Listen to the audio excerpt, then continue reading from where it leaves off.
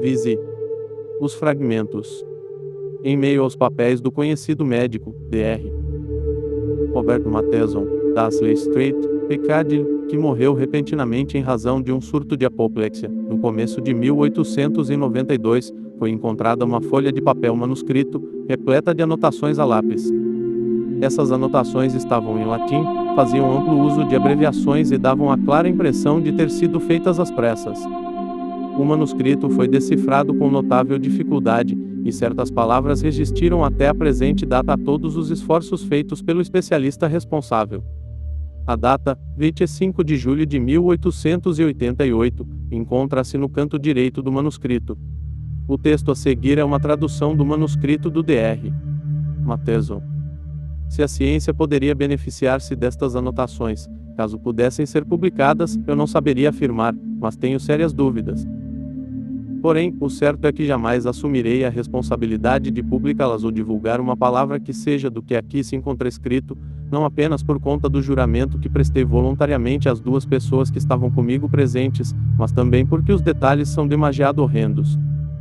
É provável que, após considerações maduras, e após uma avaliação de todos os prós e contras, eu venha um dia destruir este documento, ou ao menos deixá-lo em um envelope lacrado ao encargo do meu amigo D., que poderá decidir usá-lo ou queimá-lo, conforme lhe pareça mais adequado.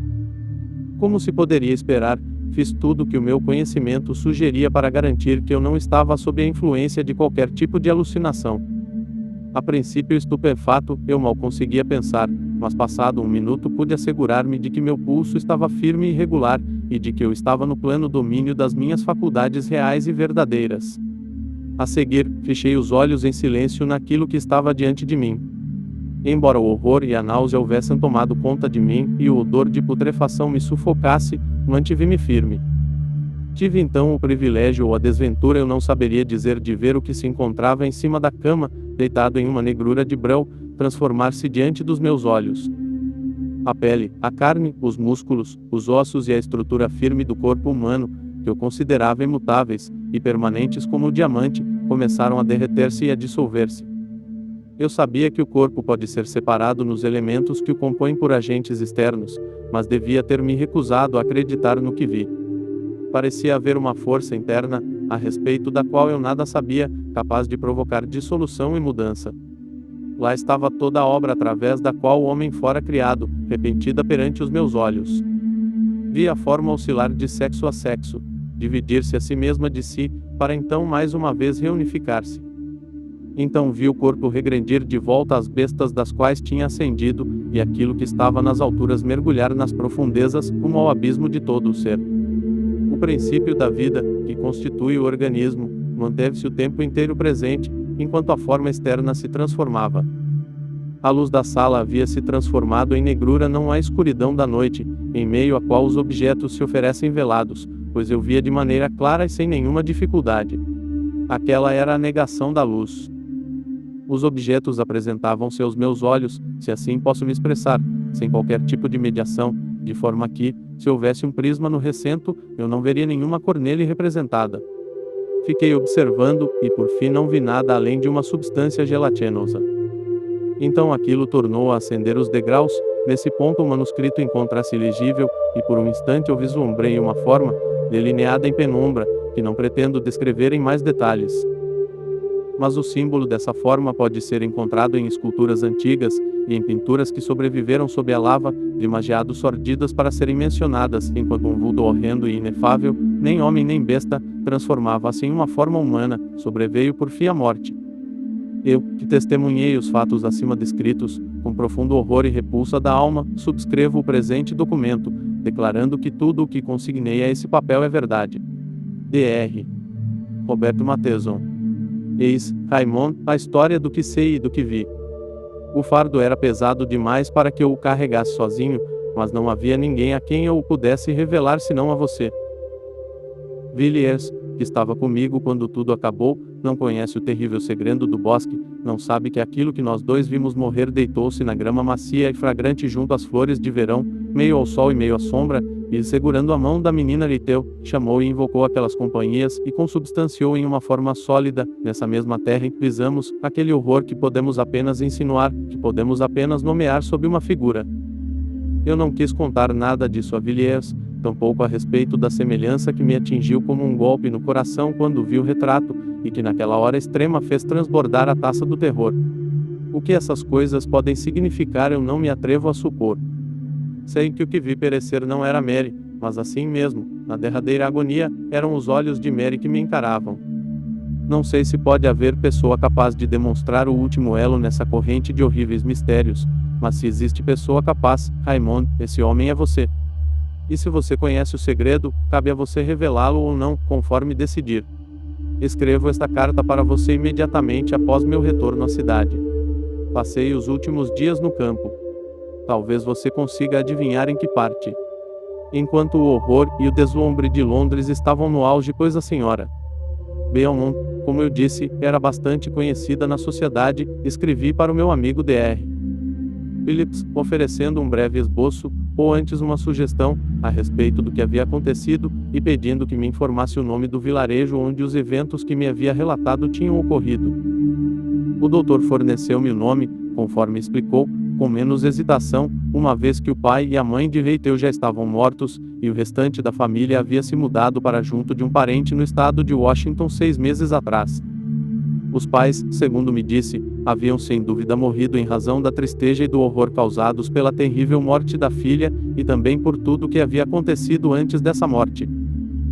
No entardecer do dia em que recebi a carta de Phillips eu estava em Carmine, e, de pé sob as bolorentas muralhas romanas, esgotadas pelos invernos de 1700 anos, contemplei o prado onde outrora se erguia o antigo templo do Deus das profundezas, e vi uma casa resplandecendo ao sol.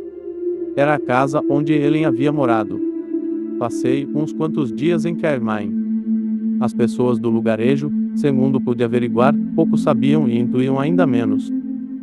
Aquelas com quem discuti o assunto pareciam surpresas ao descobrir que um antiquário foi como me apresentei, pudesse se interessar pela tragédia de um pequeno vilarejo, a respeito da qual me ofereceram uma explicação absolutamente trivial e, como você bem pode imaginar, eu nada falei a respeito do que sabia. Passei a maior parte do tempo no vasto bosque que se ergue um pouco acima do vilarejo e sobe até a encosta, para então descer até o rio no fundo do vale. Um vale tão longo e tão lindo, Raymond, como aquele que admiramos juntos naquela noite de verão, enquanto caminhávamos de um lado para o outro em frente à sua casa. Por muitas horas vaguei pelos labiretos da floresta, dobrando ora à esquerda, ora à direita, caminhando devagar pelas longas aleias de arbustos, sempre frescas e ensombrecidas, mesmo sob o sol do meio-dia, e detendo-me sob enormes carvalhos. Deitando-me na grama curta de uma clareira onde a doce fragrância das rosas selvagens vinha soprada pelo vento e misturada ao forte perfume do sabugueiro, cujo cheiro mesclado é como o cheiro do recento dos mortos, um odor de incenso e putrefação. Detive-me junto à orla do bosque, admirando a pompa e a procissão das dedaleiras em flor que se erguiam em meio às samambalhas e brilhavam com uma luz vermelha sob os raios do sol, e mais além os densos emaranhados de vegetação rasteira onde fontes brotam da rocha para nutrir as ervas, água úmidas e sinistras. Mas em todas as minhas andanças eu tinha evitado uma parte do bosque.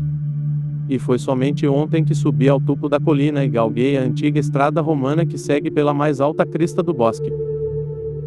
Lá as duas haviam caminhado juntas, Helen e Leiteu, ao longo daquele caminho pacato, sobre o calçamento de grama verdezante, protegido em ambos os lados por elevados bancos de terra vermelha, e elevadas muralhas de faias, e lá segui naquele encalço, olhando, de vez em quando, pelas frestas entre os galhos, e vendo de um lado o bosque que se estendia longe à esquerda e à direita, para então descer ao nível do solo, e mais além o mar amarelo, e as terras de além-mar.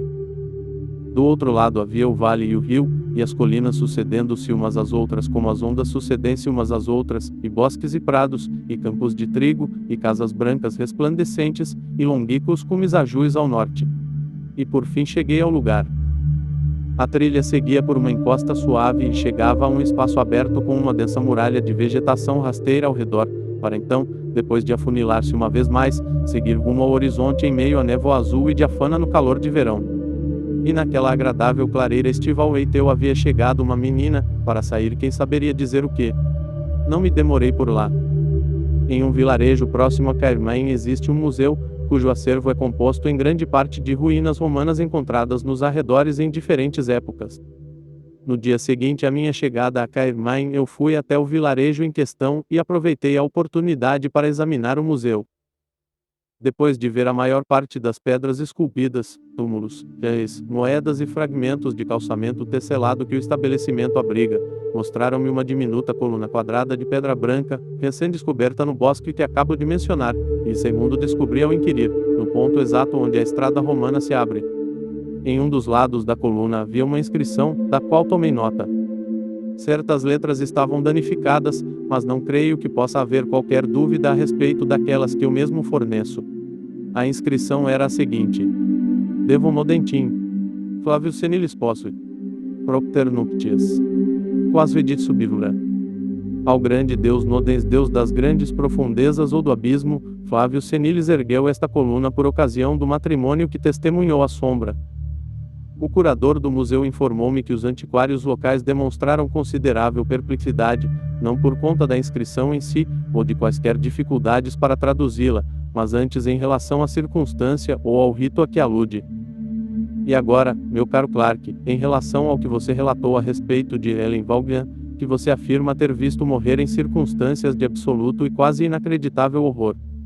Li o seu relato com vivo interesse, mas boa parte, ou melhor, tudo aquilo que você me contou eu já sabia. Para mim não é difícil compreender a estranha semelhança que você notou entre o retrato e o rosto. Você conheceu a mãe de Ellen. Você deve lembrar-se daquela tranquila noite de verão, muitos anos atrás, quando discorri sobre o mundo além das sombras e o Deus Pan. Deve lembrar-se de Mary. Aquela era a mãe de Ellen Vaughan, que veio ao mundo 9 meses depois. Mary jamais recobrou a razão. Permaneceu como você mesmo a viu, prostrada na cama, e poucos dias após dar à luz a filha morreu. Tenho a impressão de que nos últimos instantes ela me conheceu. Eu estava ao lado da cama, e a antiga expressão surgiu-lhe no olhar por um instante, e logo Mary estertorou e grunhiu e morreu. Cometi uma vilania naquela noite em que você estava comigo. Violei o portão de acesso à morada da vida, sem nem ao menos saber ou importar-me com o que podia sair ou entrar. Lembro que na ocasião você me disse, em termos bastante pungentes, e com justeja, que eu havia destruído a razão de um ser humano por conta de um experimento tolo, baseado em uma teoria absurda. Você tinha razão ao culpar-me, porém minha teoria não era de todo absurda. Mary viu o que imaginei que veria, mas esqueci que olhos humanos jamais poderiam contemplar em pôneis uma visão como aquela. E esqueci, conforme acabo de admitir, que quando a morada da vida é violada, pode ser invadida por aquilo para o que não temos nome, e a carne humana pode assim transformar-se no véu de um horror que ninguém ousa expressar. Brinquei com energias que eu não compreendia, e você pode ver como tudo acabou. Ellen Vaughan fez bem ao pôr a corda em volta do pescoço e morrer, ainda que tenha sido uma morte horrível. O rosto enegrecido, a horrenda forma em cima da cama, que se desfazia e se transformava diante dos seus olhos, de mulher a homem, de homem a besta, e de besta a coisas ainda mais vis do que as bestas. Todo o estranho horror que você presenciou não me surpreende em quase nada. Aquilo que você afirma que o médico chamado viu e repudiou eu já tinha percebido há muito tempo. Eu soube o que tinha feito no momento em que a menina nasceu, e quando ela tinha 5 anos a surpreendi, não uma nem duas, mas diversas vezes, brincando com um companheiro. Você bem pode imaginar de que tipo. Para mim, a menina era a encarnação de um horror constante. Poucos anos depois eu senti que não poderia mais aguentar, e então mandei Ellen Vaughan para longe. Agora você sabe o que assustou aquele menino no bosque. O resto dessa estranha história, junto com tudo que você me contou, de acordo com as descobertas feitas pelo seu amigo, tinha chegado a meu conhecimento de tempos em tempos, praticamente até o capítulo final. E agora Ellen se encontra junto àquelas companhias. Arthur Machen nasceu em 1863, no vilarejo de Caerleon, no país de Gales, e morreu em 1947, em Londres. Teve uma infância solitária rodeado pelas associações históricas e sugestões fantásticas do panorama natal, sítio de uma antiga fortaleza romana.